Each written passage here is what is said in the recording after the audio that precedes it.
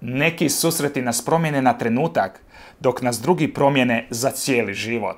Za Luigija Capatosta, jedan jedini susret s ocem Pijom, dok je bio dječak, nagovijestio je čudesno spasenje desetljećima kasnije, kada se smrt činila neizbježnom. Ostanite uz nas i ovu uzbudljivu priču. O dođi stvorče duše svet, pohodi duše vjernika.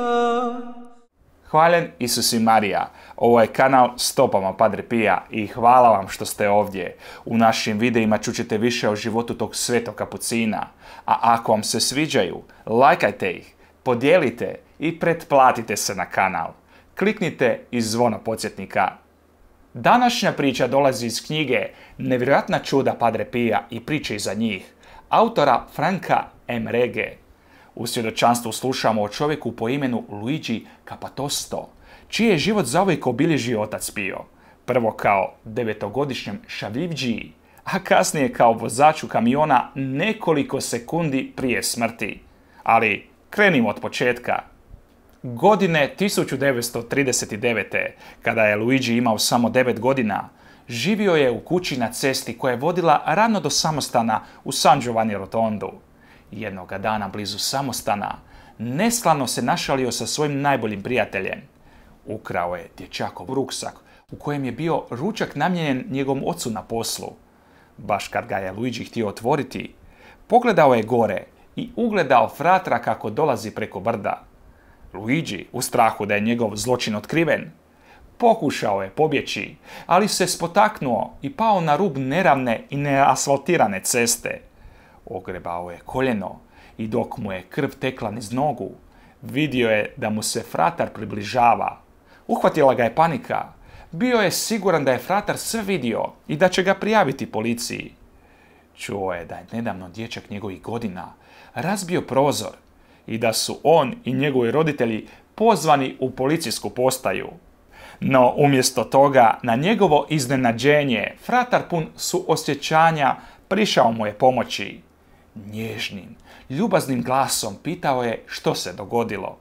Intenzitet njegovih očiju, privlačan izlaz lica i osmijeh koji je pozivao na povjerenje potaknuli su Luigija da sve prizna. Rekao sam mu o igrama koje smo mi dječaci igrali i priznao da sam ukrao ruksak svog najboljeg prijatelja. Kad sam dodao da znam da je u njemu ručak njegovog oca, fratar me nije izgrdio, niti mi zaprijetio kaznom. Umjesto toga, mirnim i umirujućim tonom objasnio je posljedice mog postupka. Nakon napornog jutarnjeg rada, taj jadnik neće imati što za jesti. Ono što sam smatrao bezopasnom smicalicom, postalo je zlostavljanje jadnog radnika.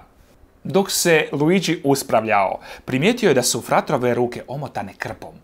S jednostavnom, dječačkom znatiželjom, upitao je li fratar pao. Redovnik se nasmiješio i odgovorio: Ne, nisam pao. Ovo su moje jadne žrtve za gospodina. Zapanjen, Luigi je upitao: Tko je taj gospodin? Otac Pio je odgovorio: Jednog dana ćeš razumjeti. Prošle su godine. Kao odrasla osoba, Luigi je postao vozač dostavnog kamiona i često se vozio uz planinu Gargano do San Giovanni Rotonda, dostavljajući meso i žitarice lokalnim trgovinama i tvrtkama. Cesta uz planinu bila je izuzetno strma, s 5 oštrih zavoja i strmim liticama uz rub. Jednoga dana, 1963. godine, Luigi se spuštao niz planinu s kolegom pored sebe. Dok su se približavali jednom od oštrih zavoja na cesti, Luigi je pritisnuo kočnice i shvatio da ne rade. Pokušao je s ručnom kočnicom i pokušavao promijeniti brzinu, ali ništa nije usporilo kamion. U jednom trenutku mogli su promašiti zavoj i sletiti s litice. Luigi je čvrsto stisnuo volan, činići sve što je mogao da vozilo stane na cesti. Dok je njegov kolega vrištao i psovao, Luigi se počeo moliti svim svecima u raju. Razmišljali su o iskakanju, ali kamion je išao prebrzo. Dok su jurili prema sljedećem oštrom zavoju, iznenadni i neodoljivi miris ruža ispunio je zrak. Miris je bio toliko jak da su jedva mogli disati. Bio je to nepogrešiv znak duhovne prisutnosti oca Pija i činilo se da ih je potpuno obavio. Samo nekoliko sekundi kasnije kamion se iznenada zaustavio uz glasan trasak. Udario je u deblo ogromne masline koja je stajala točno na rubu zavoja. Luigi se kasnije prisjetio. Ne sjećam se samog sudara. Bilo je kao da nas je okruživao zaštitni oblak. Sjećam se samo da smo nakon nekoliko minuta shvatili da nismo ozlijeđeni. Luigi i njegov suputnik ispuzali su iz iskrivljene dimne olupine. Nijedan od njih nije imao ni ogrebotinu. Odmah iza masline bio je strmi ponor. Da je kamion prešao preko ruba, ne bi im pronašli ni kosti. Čudo je da smo živi, rekao je Luigi. I time naša priča završava. Dragi prijatelji, ako vam se sviđa ono što radimo i želite pomoći da nastavimo širiti mudrost oca Pija i odanost prema njemu, razmislite o pridruživanju apostolatu Voljena djeca Padre Pija. Pridruživanjem ćete nam pomoći da dođemo do što više ljudi. A kao zahvalu za vašu podršku prikazivat ćemo redovite svete mise na vaše nakane. Dobit ćete i neki od naših darova, kao što su medaljica slikom našeg svetog Padre Pija i knjižica s najdražim molitvama našega sveca. Stoga ne propustite priliku da budete dio nečeg velikog.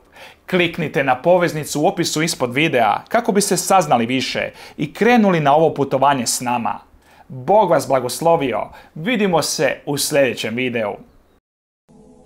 In nome del Padre, del Figliolo e dello Spirito Santo, così sia. Sia lodato Gesù e Maria, oggi e